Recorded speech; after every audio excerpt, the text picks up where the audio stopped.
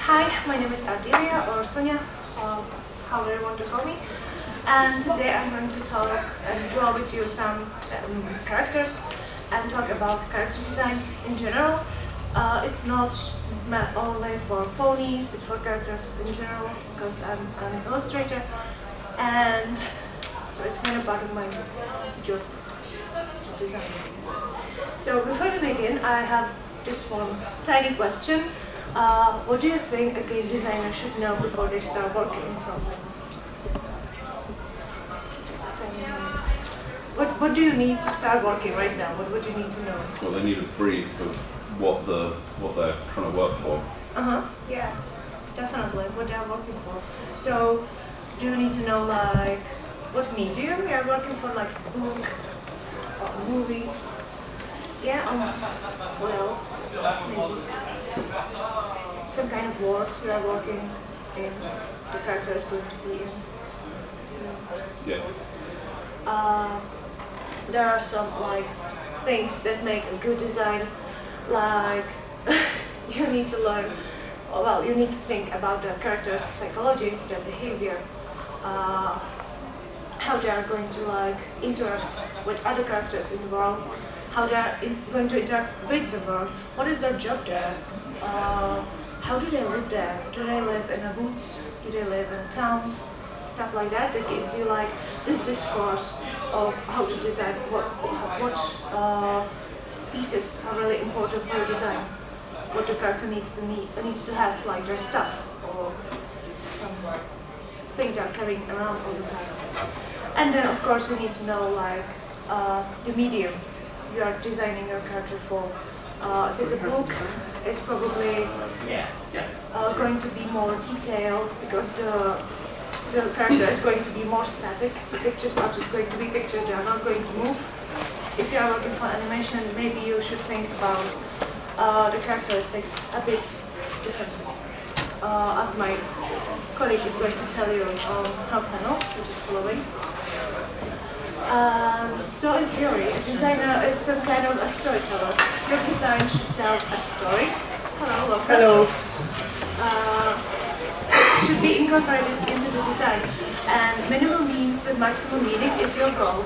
You don't want to have like one bazillion of details which are unnecessary.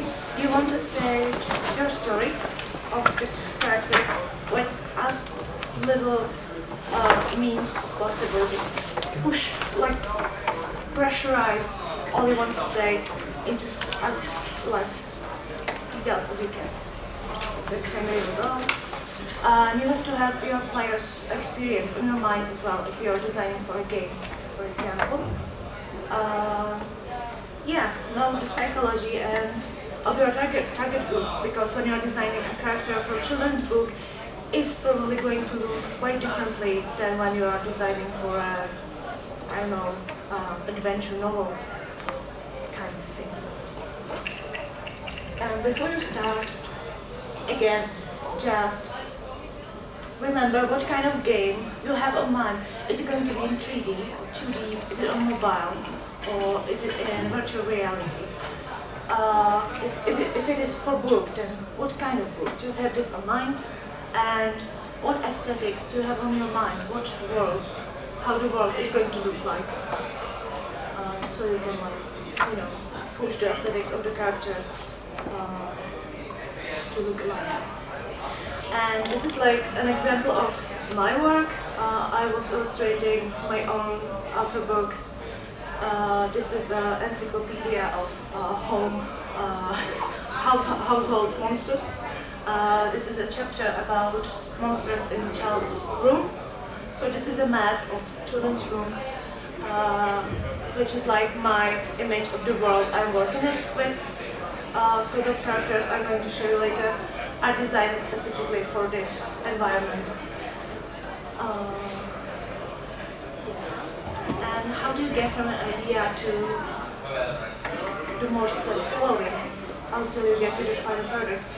Well, first I start with like realizing what kind of content I want to transfer by the design. What do I want to say? What do I want to talk about?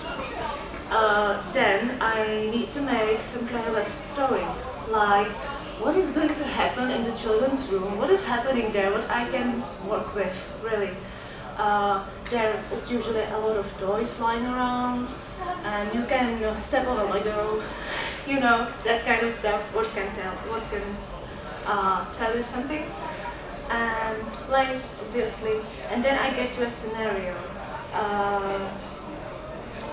As I said, what events are taking place in the environment, like stepping on the Lego, or in case of games, what is the player going to do at this level? What level design am I going to use for this? What is the main goal that you want to say? I want to say, like, hey, kids are messy, let's make fun of it. So I made a lot of silly characters in that children's room. You can make a storyboard, which is helpful usually for comics or for the games, for the books, when you need to visualize what's going to follow what. It's also really fun. And then lay out everything. In terms of gaming, what is the level going to look like? Where do you need your player to go? You need to design the way for them so they can intuitively maneuver through the level. Which you probably, if you're playing on PC games or stuff like that, you probably know how that looks like. Another thing that can really help you is mood board. That's where you can gather your inspiration, may it be music, pictures, colors, maybe really anything. There are some examples from Pinterest, of course, because Pinterest is the tool. It's the tool, really. You can use bulletin board, sketchbook, Pinterest, really whatever you can paint.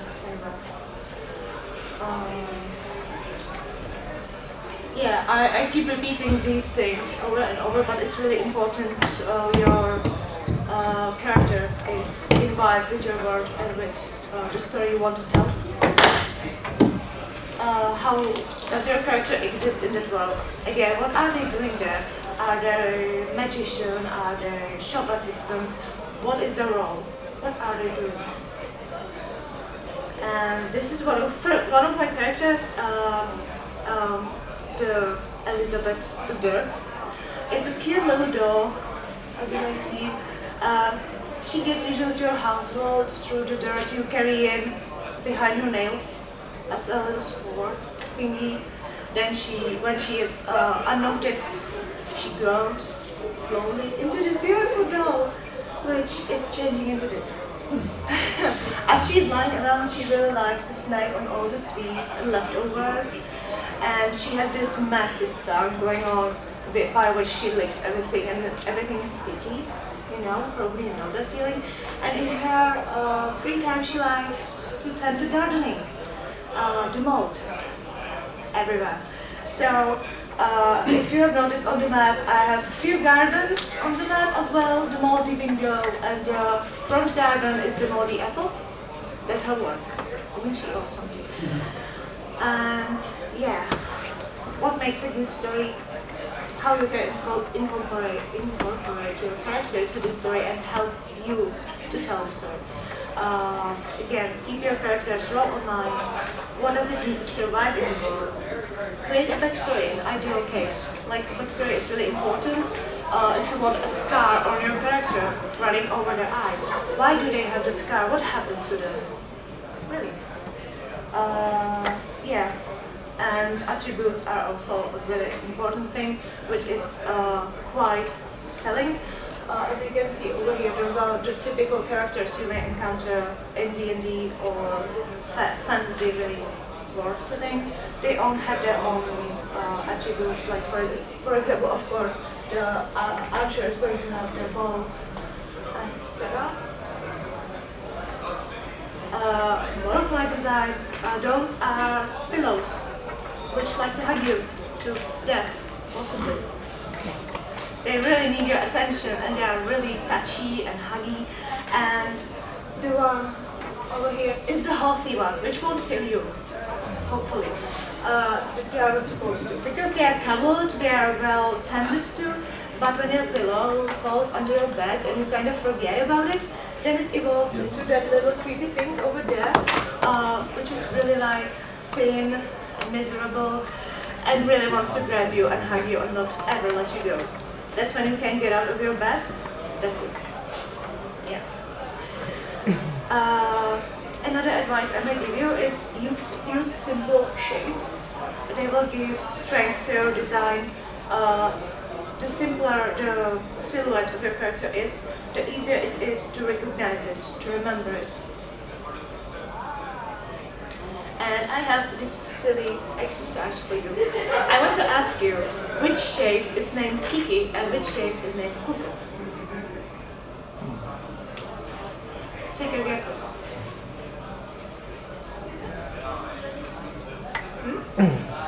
Kiki is a triangle. Uh-huh. Yeah. I would say Kiki is a triangle just because Kiki seems like very pointy, because it has a sharp silhouette, multiple vowels, while Cuckoo is more soft, you know? Yeah, who sound. agrees or who has a different opinion? Yeah, absolutely. Cuckoo just seems more, I don't know, relaxed. Yeah, more round-ish. Yeah, right. This is the psychology we all share. It's really common for us to think this way. On this exercise, I want to show the psychology of a shape. Usually, when something is sharper, you are connecting it with the sharper sounds, sharper behavior, maybe more aggressive. You know? And with that in mind, let's do some horsing around. And tell me, what do you think? Hello, Katerina. Hello. What do you think about this horse? What character would you give it?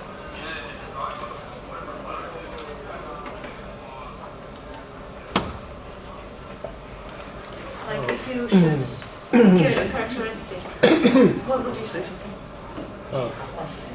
Based on the small head and the smile, I would say like something like ditzy or simple-minded, like a bit carefree. Big eyes. Quite friendly. Friendly. Yeah. Yeah. Big round eyes usually are solar characters, happy characters, and being small-headed, like more light-hearted, Yeah. or Yeah. strong character, given the shape of the rest of the body also as well, maybe physically. Yeah. And if you should categorize the horse and put it into a category either evil or heroic, where would you put it? Not in the two opposites, but more I wouldn't toward put the it good either one. on it, honestly, more the story drive where the horse goes. Yeah. Whether if it leans into becoming more evil or more heroic. But honestly, if he's an antagonist, if he's the main antagonist, it's an amazing plot twist. Yeah? And I think it looks a bit like this horse enjoys love. So with a grin here in the eyes, I would make that horse a bit of a jester, so just making fun of the vicious guys in the world, or the vicious queens, or whoever. Yeah? He has a nice plump body, so he's very practical by the looks of it. He does what a horse is supposed to do, but also I think there's something vaguely sinister about his facial shape. Uh-huh. Interesting. Also, it's missing whiskers. Also, it's missing whiskers. Okay. So, neutral kind of character, maybe? Or kind of in the middle. Not heroic, not evil, something neutral. What would you add or do with it to make it lean more towards one of the sides? Definitely a little bit. I would say for evil, definitely as what that other gentleman mentioned, the eyes. The eyes, the brows, maybe a little bit more sharper. Sharper drawings, triangular shapes, and then just more dynamics with just straighter lines, especially in the brows, pointing down, like he's very broody or something.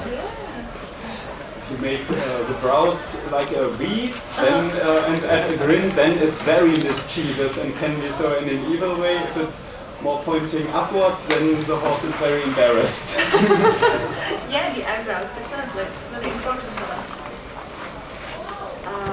Well, let's see. You were really kind of right. It's all about the posture as well. The sharp angles, you can see the evil horse is like droopy, really dark, with the eyebrows drawn down. It's like, yeah, and everything feels more heavy. You can see how everything is pointing down, it's more grounded. Meanwhile, the horse is just enjoying glory and awesomeness.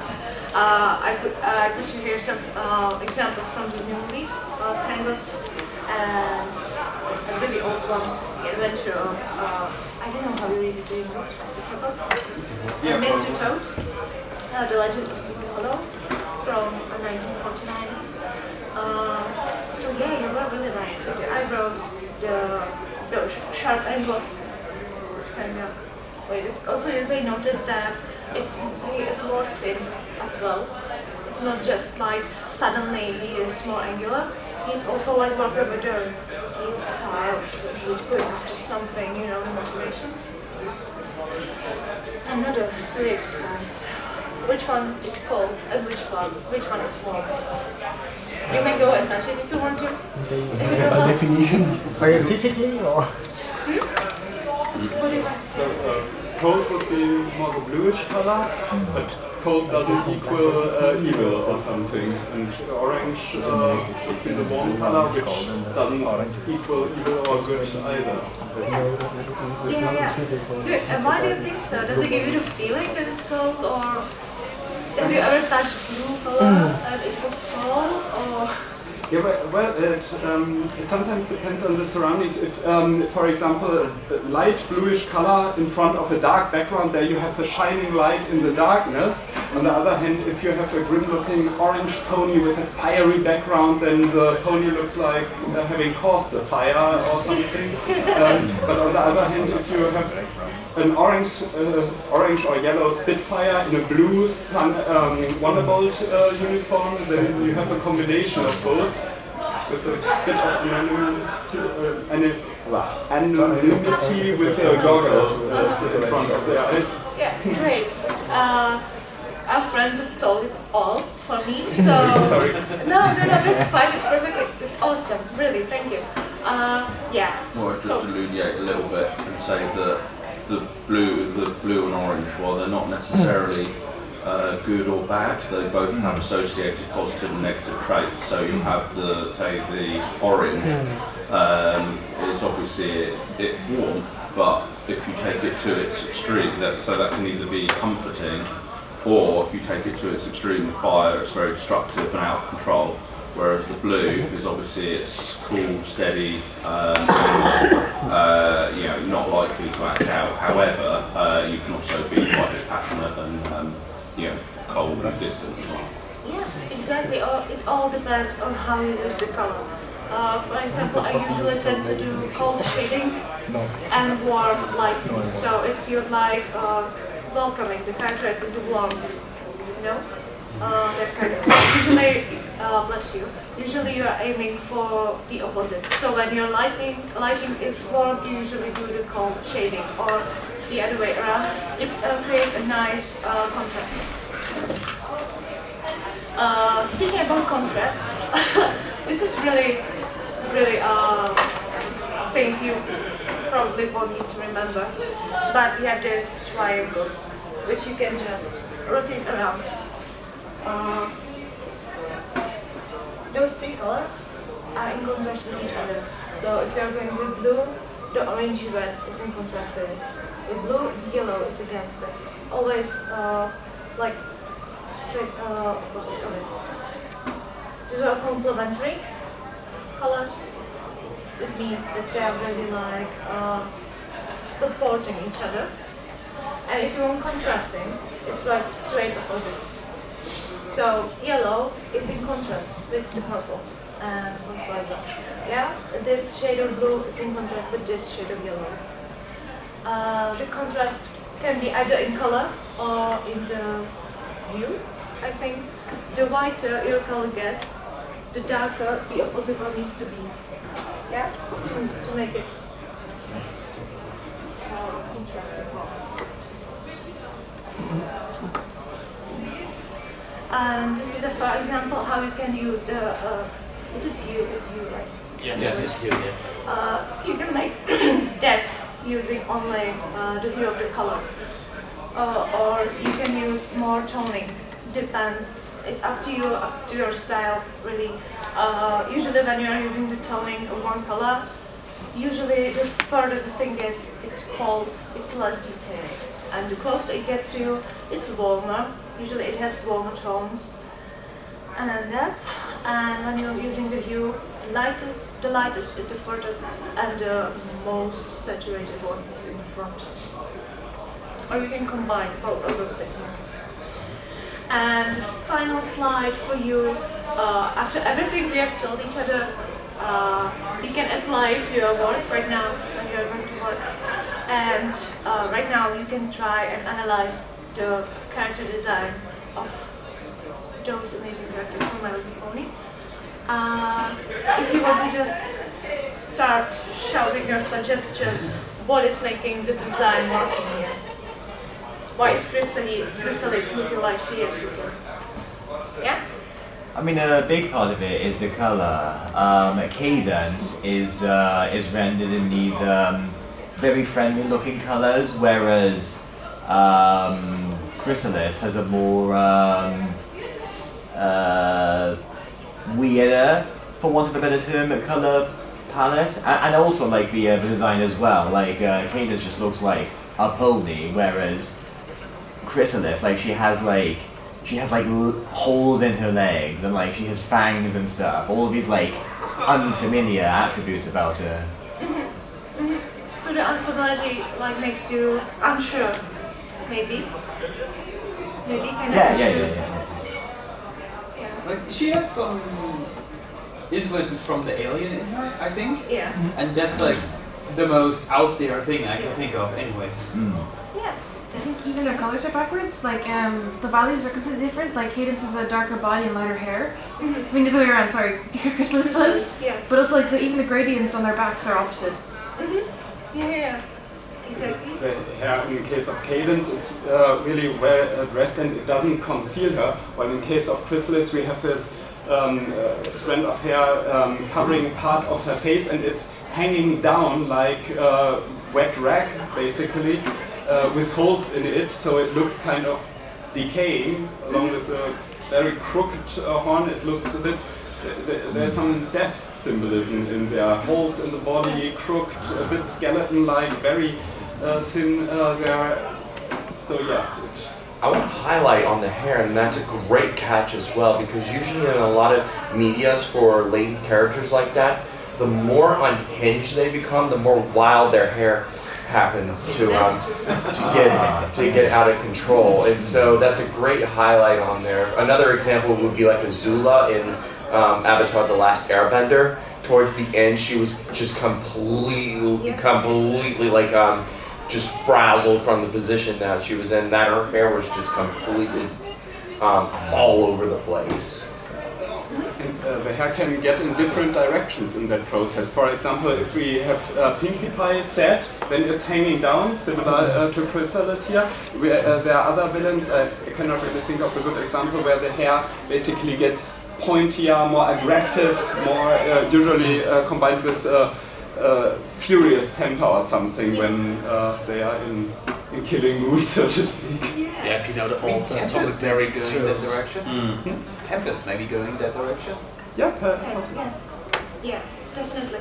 Amazing, you're really great. You pointed out basically everything. The shapes, the mysteriousness by bit of being hidden, of having weird features we are not used to, color as well. So yeah, you really got it. I think good job. If you want to start working right now, you're free to do so the whole time. I hope this little talk was helpful, and if you need me, I will just go running around. Yeah. Also, the position of the ears may have something to do too. With Cadence, you have the impression she's listening right now. With Chrysalis, the ears are turned back, which is often with real horses too. If they feel either scared or aggressive, their ears will go, they won't be up if they are feeling uncomfortable or want to make somebody else feel uncomfortable. Yeah, exactly. Cats as well. With most animals, I think. Do you all have papers and pencils? You do? Okay. If you need more, there is more, or I can take some more. If you want for me to put some slide back for you to look at, just let me know and I will do it.